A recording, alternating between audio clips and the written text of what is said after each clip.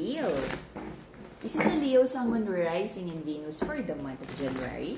For your personal reading, kindly send me a direct message. Kamusta mga Leo? Kamusta ang negosyo? Okay.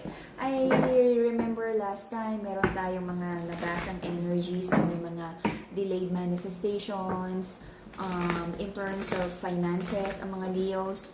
And the masculine is still like trying to decide, or the Leos are trying to decide kung sino ba talaga yung gusto niya, because may hang up, no, ang mga Leos, no, may hang up yung isang person sa connection na to, about a past connection. Okay, let's see. Ganun pa rin ba yung energy? May nabago ba? May naayos ba sa energy? Okay, hopefully maganda ang pasok ng January, because this reading is like until the third month, the first quarter. Alright, tingnan natin. Leo. Leo, Sun, Moon, Rising, and Venus for the month of January. Okay? Announce ko lang ulit ang ating sale. Hanggang 31st na lang ng December ang sale natin sa crystals. From the regular price of 2,500, 1,999 na lang. Lahat ng crystals natin high quality, cleansed, blessed, ritualized by the Enlightened Guide. PM nyo lang ako, even for your personal readings. Alright?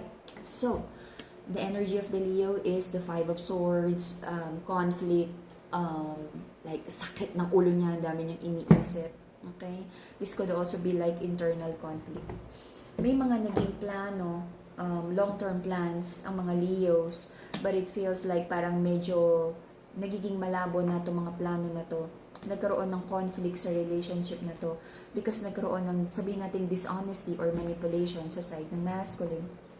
Someone is trying to move forward, parang walang maayos na pag-uusap.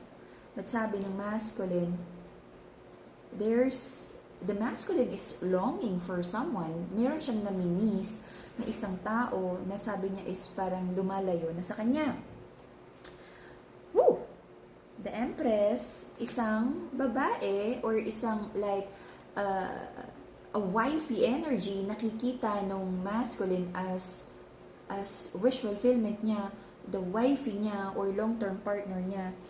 He's trying to stalk. So kung may energy ng stalking, ibig sabihin talagang walang maayos na pag-uusap or may block communication, nagkaroon ng pangako na magkakaroon sana ng stability itong relationship na to, but I feel hindi natupad ng masculine or nagkaroon ng blockages. So sabi ng feminine, for some of you, may nakikita akong issue na kaya nagkaroon ng blockages for some of you ay na-involve ang masculine sa isang energy at nagkaroon ng pregnancy. Sabi nung feminine here is nag-hold back siya nung offer of love, but nandun pa rin sa gitna yung feminine, no, na parang iintayin ba niya or not, or mag-move forward na ba siya. The feminine is still trying to heal from, from disappointment. Kung hindi man may bagong na-deal ang masculine, meron siyang gustong-gusto na feminine na kinoconsider niya as the wife or magkaroon ng kids with in the future, or pwede, basta may kid energy na involved, na buntis ba niya to, or gusto niyang dito magkaroon ng family or baby, or it's like a baby mama na may hang up siya at gusto niyang balikan. Okay? Basta tong feminine na to, na may hang up ang masculine, is nabigyan niya ng promise tong feminine na to at hindi pa nakaka-move forward yung masculine, kahit, he's trying to build a new connection right now, is meron pa rin siyang naiisip na tao na ito sana ideally yung kasama niya na for him to build a family with. Okay? Whew. There's an energy of kasal here na parang na breadcrumb, hindi kasal or like a commitment na hindi nabigay yung buong effort or kaya nagkaroon ng disagreement, pag-aaway. Someone is parang iniisip niya kung tama pa ba na mag-usap or hindi alam kung anong tamang gawin. But sabi ng feminine, para sa kanya, mas makakabuting wag na lang mag-usap. But if ever, sabi niya, okay lang naman na makinig. But for now, ang nakikita ko is gusto mag-focus ng feminine muna sa like trabaho or negosyo, anything na magdadala sa kanya ng financial success. Okay? Naging blessing in disguise kung ano man yung naudlot na connection na to. Kasi this is, sabihin natin, God's protection. Okay? Someone still feels attached sa isang connection na naudlot. Okay? Na nagkaroon ng defeat. Merong mga gustong ayusin, gusto bang magkaroon ng closure. You know, I don't really believe in closure kasi yung betrayal, yung mga misunderstanding, enough closure na yon. O hindi ka na kinakausap, enough closure na yon, di ba? Kailangan mo pa bang marinig ulit yung rejection, di ba? Alright, so the reason for the reading is may mga hinihintay na balita pero naging mabagal, okay? Parang ang tagal ng hinihintay na good news.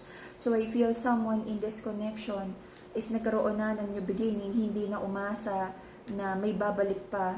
Okay? I feel this is the energy of the Leos na parang kung may hinihintay bumalik, hindi na hinintay, nagkaroon ng new beginning at like dinetach na niya yung energy at kumbaga inisip na niyang to start over without this person na nagkaroon naman ng like hindi naman na-work out yung connection. Okay?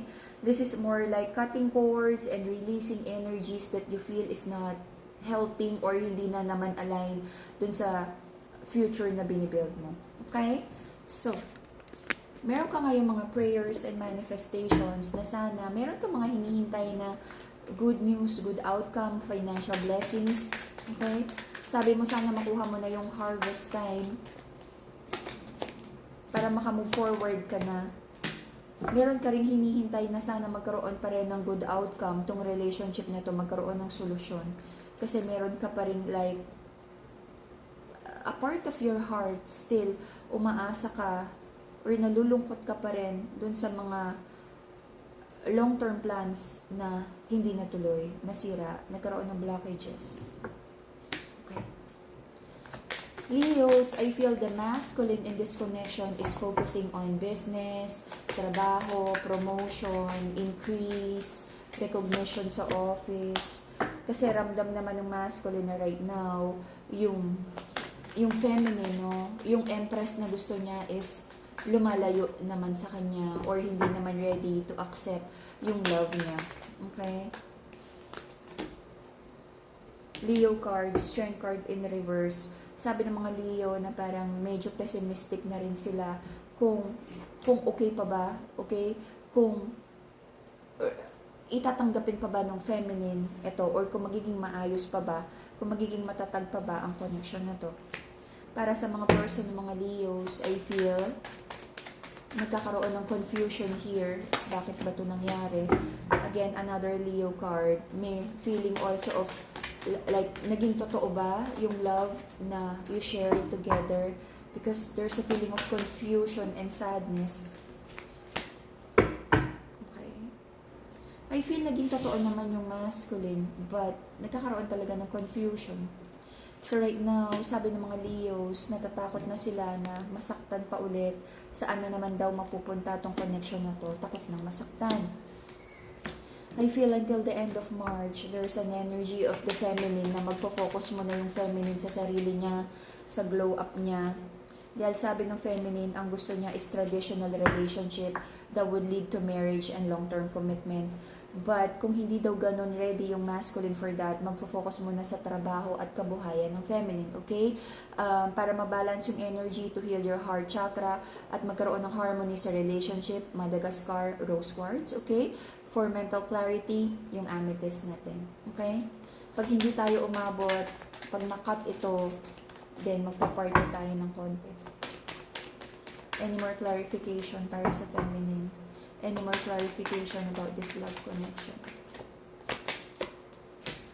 Meron na namang potential na like dishonesty sa connection na to. Kaya I feel, no, sabi ng feminine, alam niya yung deserve niya at hindi siya magsesettle sa isang tao na hindi kaya maging honest at hindi kaya magbigay ng commitment sa kanya.